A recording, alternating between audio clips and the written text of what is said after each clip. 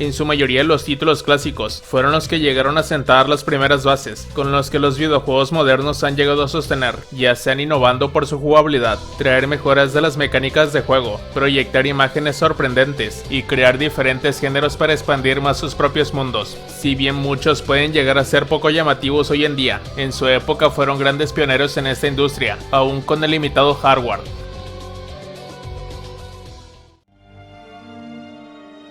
Resident Evil Outbreak era un videojuego multijugador cooperativo para 4 jugadores, que presentaba 8 personajes jugables que intentaban escapar del infame incidente de Raccoon City. Si bien esto ahora puede parecer común, el juego se lanzó en 2003 y era un juego en línea en ese momento. Algunas de las características que definen el género que introdujo este videojuego fueron las habilidades de los personajes y los gestos para expresar varias frases comunicativas. A pesar de estas nuevas adiciones al título, el juego invariablemente fallaba, ya que el internet no era un producto accesible en ese momento, y la mayoría de las personas no podían jugar el juego como se esperaba. Aún así dejó las bases para una buena experiencia multijugador.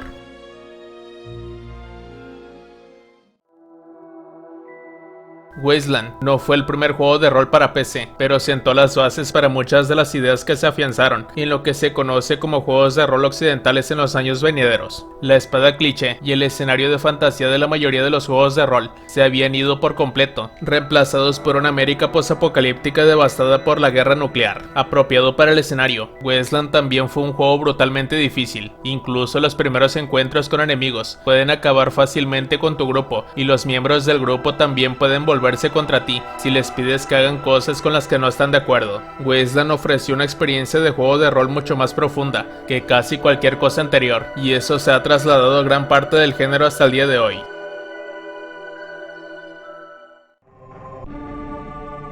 A medida que los años 80 llegaban a su fin y las computadoras domésticas se volvían más poderosas y ampliamente populares, los desarrolladores estaban más dispuestos a experimentar con nuevas ideas de juegos y géneros. Si bien hubo muchos juegos de estrategia antes, Populous hizo la pregunta: ¿qué pasaría si pudieras controlarlo todo? Y así nació el primer juego de Dios. Todo sobre Populous parecía nuevo, en su forma más básica. Populous es un juego sobre subir y bajar en la tierra, pero cómo le haces exactamente tiene grandes repercusiones en el mundo, con tus seguidores y sus eventuales batallas contra deidades rivales. Populous fue una revelación que tuvo una gran influencia en los juegos de PC durante la próxima década, y generó numerosos imitadores.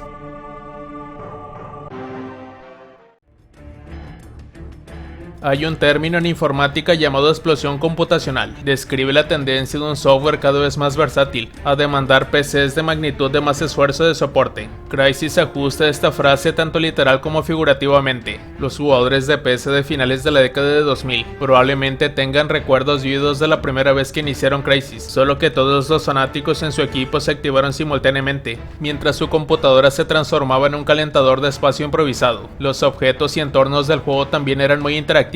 Los jugadores podían manipular casi todos los objetos, y el follaje se doblaba cuando los personajes pasaban por delante. Los jugadores también podrían destruir edificios usando potencia de fuego. Mantener todos estos efectos cargados simultáneamente fue agotador, por lo que poquiticas personas pudieron disfrutar de este título en su máximo esplendor. Hoy en día hay juegos de simulación para todo, desde la agricultura, la construcción de tu propia PC, hasta poder tener una novia bonita, siempre y cuando tengas la pasta necesaria como en la vida real. Me voy a morir solo y feo y... muerto. Pero a principios de los años 80 era una idea increíblemente novedosa que cualquier juego de PC pudiera intentar simular de manera realista una actividad que estaba fuera del alcance de la mayoría de las personas. Microsoft Flight Simulator 1.0 no fue el primero en el género, pero sus gráficos a todo color y su atención al detalle fueron mucho más allá de todo lo anterior, y aunque solo presentaba un avión, el Cessna 182, y las ciudades de Chicago, Nueva York, Los Ángeles y Seattle, eso fue más que suficiente para que los pilotos principiantes se ganaran sus alas.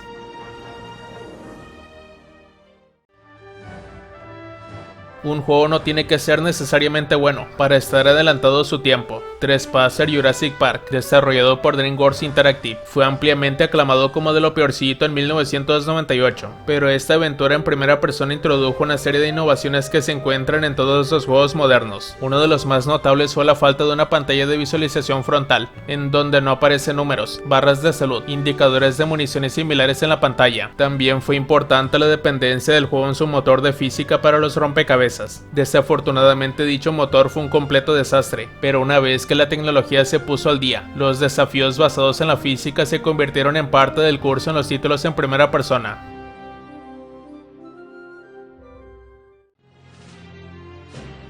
Considerado por muchos como el primer verdadero juego de rol moderno, The Elder Scrolls 2: Daggerfall creó y reinventó simultáneamente el género de los juegos de rol. Con un mundo generado por procedimientos, al juego se le permitió más espacio que otros títulos en ese momento. Esto generó una sensación más vivida y una aventura más tangible con la que estaba disponible con el lanzamiento de esta entrega. Si bien es cierto que el juego vendió, teniendo en cuenta su contribución al género de los juegos de rol, tuvo un rendimiento inferior, con más de 15.000 ubicaciones generadas por procedimientos. Fue sin duda una hazaña considerable en ese momento, pero como ocurre con la mayoría de las maravillas tecnológicas, a veces la gente se muestra desconfiada y vacilante a la hora de darse cuenta. El juego también presentó múltiples finales que se sumaron a la capacidad de reproducción del título. Una de las características que fueron novedosas y que cambiaron el juego en ese momento fue la capacidad de crear tus propios hechizos. Casi desde que existen los videojuegos, los desarrolladores han intentado capturar la inmensidad del espacio usando unas pocas líneas de códigos, teniendo en cuenta lo primitivas que eran las compus domésticas a principios de los años 80. El id hizo un trabajo notable al crear un universo completo lleno de planetas para explorar, con un juego abierto que presentaba piratería, comercio interestelar y cazarrecompensas. Incluso los gráficos de 3D de marco de alambre estaban años por delante de la mayoría de los juegos. Si el id tenía un defecto es que su jugabilidad es extremadamente compleja. Eso desanimó a muchos jugadores, pero aquellos que dedicaron tiempo a dominar su sistema lo encontraron increíblemente satisfactorio, con lo cual el id inspiró muchos juegos de comercio espacial.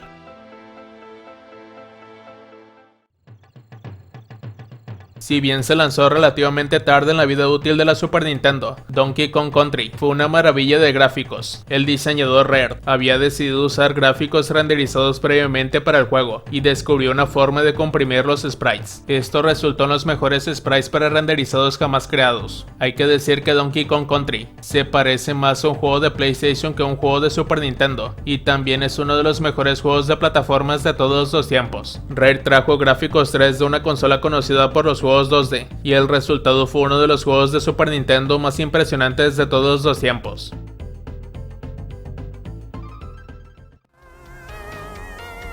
Los primeros juegos eran principalmente lineales y llevaban a los jugadores por un camino predefinido hasta el final. Claro, a veces podías saltarte niveles, pero la verdadera libertad para explorar a tu propio ritmo no era común. Los juegos modernos de Sandbox tienen que ver con esa libertad, pero Starflight, un juego para PC desarrollado por Binary Systems, sentó sus bases allá por 1986. El título presenta al jugador como el capitán de una nave espacial que explora una vasta galaxia, comercia, lucha y descubre una conspiración para hacer que las estrellas se convierten en nova. Desde el principio puedes ir a casi cualquier lugar, y esa habilidad fue muy atractiva. Los escritores de Mass Effect lo han descrito como una gran influencia para su género.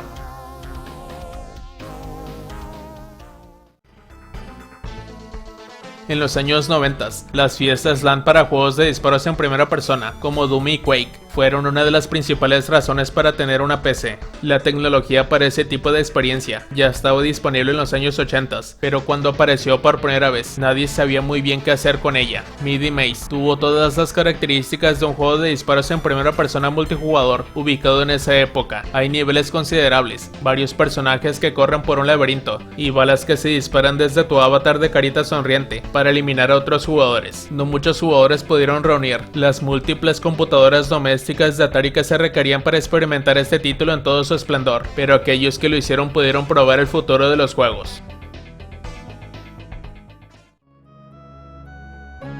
La gente generalmente le da crédito a Wolfenstein 3D por marcar el comienzo de la revolución en primera persona en los juegos de PC, pero algo que podría resultar sorprendente es que Ultima Underworld, el derivado de 1992 de la legendaria franquicia de juegos de rol, introdujo la perspectiva al género RPG primero. El juego innovador incluso permitía a los jugadores mirar hacia arriba y hacia abajo en el entorno, algo que los juegos FPS no lograron hasta más tarde. También incluía física rudimentaria y sistemas de elaboración. El nivel avanzado de simulación hizo de Ultima Underworld un éxito.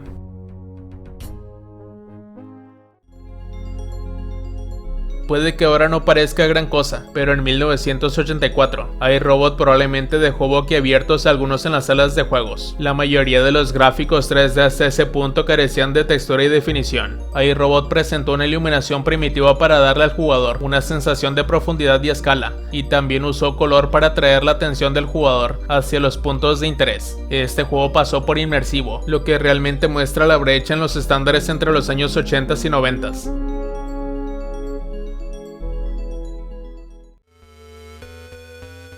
La franquicia Metal Gear de Hideo Kojima siempre llevó sus consolas al límite. Cada juego representó las capacidades tecnológicas máximas del medio durante sus respectivas generaciones. Es irónico entonces que la idea de un juego de acción basado en el sigilo surgió de la incapacidad técnica del MSX. Debido a que la computadora hogareña solo podía mostrar algunos sprites en la pantalla, crear un juego donde el sigilo era la clave demostró ser más atractivo que una experiencia de acción directa. No fue hasta el Metal Gear Solid que la serie se disparó en popularidad, pero el Metal Gear original sentó las bases para toda la franquicia. La jugabilidad fundamental todavía se siente bien hoy, pero es casi imposible progresar sin una guía de estrategia.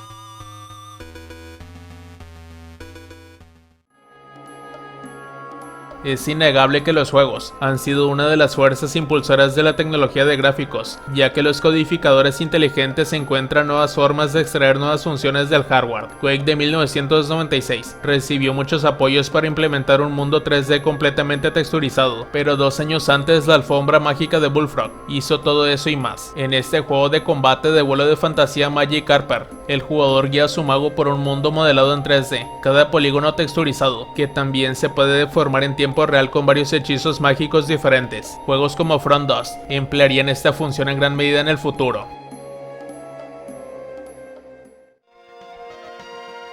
La Dreamcast era la consola doméstica más avanzada por asomo cuando se lanzó por primera vez. Sega se aseguró de captar la atención de los fanáticos de los deportes con su título NFL 2K, que tenía una jugabilidad excelente y efectos visuales impresionantes. Cuando miras a la competencia de la época Maiden, los jugadores estaban bloqueados y las animaciones parecían forzadas. NFL 2K hizo que el juego de fútbol se viera natural y fluido, donde los recuentos de polígonos para los jugadores eran muy avanzados para su época. En realidad, los jugadores estaban proporcionados como jugadores, y en los televisores RCT de la época era bastante difícil saber si se trataba de una transmisión de televisión o de Dreamcast. De vez en cuando aparece un juego que por sí solo define un género. En 1992, Westwood Studios sorprendió al mundo con el lanzamiento de Doom 2, un juego de estrategia diferente a todo lo que el mundo había visto antes, ambientado en el mundo de la epopeya de ciencia ficción de Frank Herbert. El título definió casi todos los elementos del género de estrategia en tiempo real, desde la recolección de recursos, hasta un árbol tecnológico que definía qué unidades podían construir los comandantes, diferentes facciones con diferentes habilidades, niebla de guerra y una inteligencia artificial sólida fueron la guinda del pastel, por lo que no existiría StarCraft sin este juego, entre docenas de otros.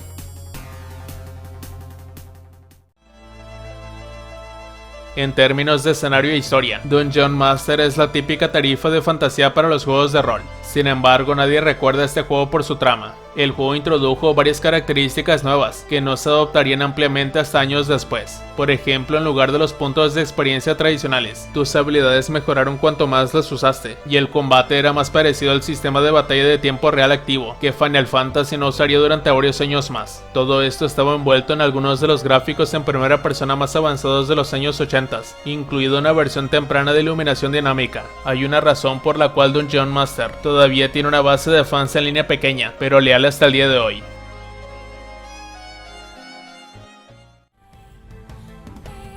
Creado por la mente siempre excéntrica de Yoko Taro, Nier fusiona géneros de una manera que no se veía en ese momento, ya sea mediante el uso de secciones de disparos que dividieron el juego, o algo tan simple como la agricultura o la pesca. También hay partes de novelas visuales que tienen la sensación de elegir tu propio tipo de aventura, y una sección que se lee como una novela que detalla el pasado de Kaini. Esto ni siquiera incluye la forma única en que tienes que desbloquear todos los finales. Nier es una serie en la que debes ganar el juego varias veces para desbloquear contenido nuevo. Esto significa que cada vez que juegues notarás cambios, y estas pueden ser bombas sutiles o completas, como la verdad detrás de los replicantes. Incluso la atmósfera demostró que Nier era uno de los juegos que se adelantaron a su tiempo. Al entrar en la mansión de Emil, el juego se vuelve en blanco y negro, creando una de las atmósferas más singulares de la época.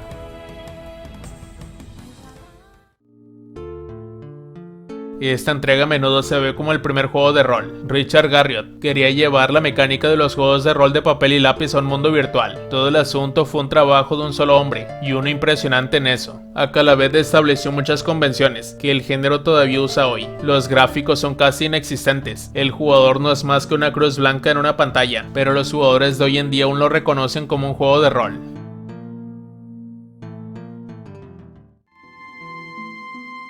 Elemental Gimmick Gear adoptó por completo un sabor de ciencia ficción, con una trama vagamente similar a la clásica Crystalis. Mientras exploran las ruinas de un pasado tecnológico distante, los investigadores encuentran a un hombre en un profundo sueño criogénico. La tecnología avanzada encontrada con él pronto se explota en todo el mundo, al menos lo es hasta que el tipo se despierta y descubre que un bribón tocó el botón equivocado, y ahora la tecnología renacida se ha vuelto rampante. Si bien la jugabilidad de Elemental Gimmick Gear es sutilmente sólida, se ignoró la belleza de la experiencia en una era en la que los críticos querían más y mejores juegos en 3D para enfatizar más sus sistemas de nueva generación. Este título demostró que el gran arte de píxeles no solo es inmortal, sino que en realidad puede mejorarse con la nueva tecnología de maneras que no siempre son tan obvias, como en los títulos más cinematográficos.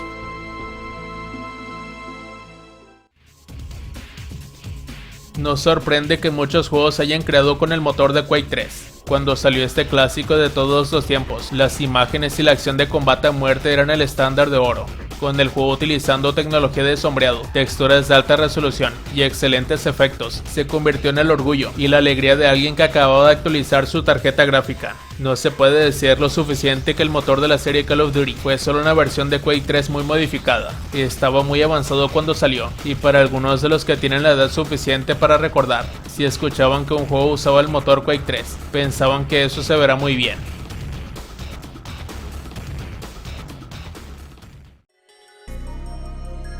Habitat fue el primer intento de LucasArts de crear un mundo virtual, donde los jugadores pudieran crear sus propios avatares, comunicarse libremente entre ellos, y gobernar el mundo persistente como mejor les pareciera. Los primeros jugadores de Habitat se mataban, y se robaban mucho unos a otros. LucasArts prohibió rápidamente que las armas funcionasen en las ciudades, algo que la mayoría de los multijugadores masivos en línea aprenderían que también tenían que adoptar hasta cierto punto. Curiosamente y para sorpresa de los desarrolladores, otras instituciones del mundo real pronto se desarrollaron por su cuenta, incluido una iglesia y un periódico. A pesar de las limitaciones de la época, Habitat realmente era un mundo en línea persistente. Habitat solo funcionó desde 1986 hasta 1988 en los Estados Unidos antes de cerrar, debido a los altos costos de operación. Solo atrajo alrededor de 15.000 jugadores durante ese tiempo. Aún así, el experimento fue profético, mostrando que los jugadores estaban ansiosos por jugar y comunicarse en línea, aunque los resultados probablemente no fueron lo que esperaban los desarrolladores en aquellos benditos tiempos.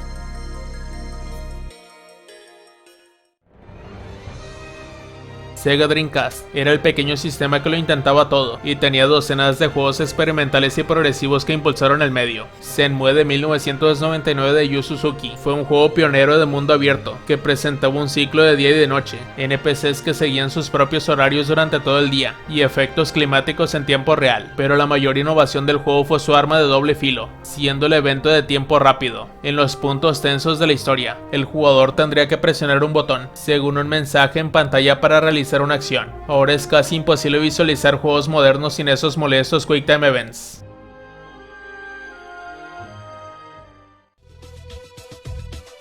Y hasta aquí finalizamos con el contenido. ¿A ti qué te parecieron estos juegos? ¿Cuáles de estos te llegaron a sorprender en su época?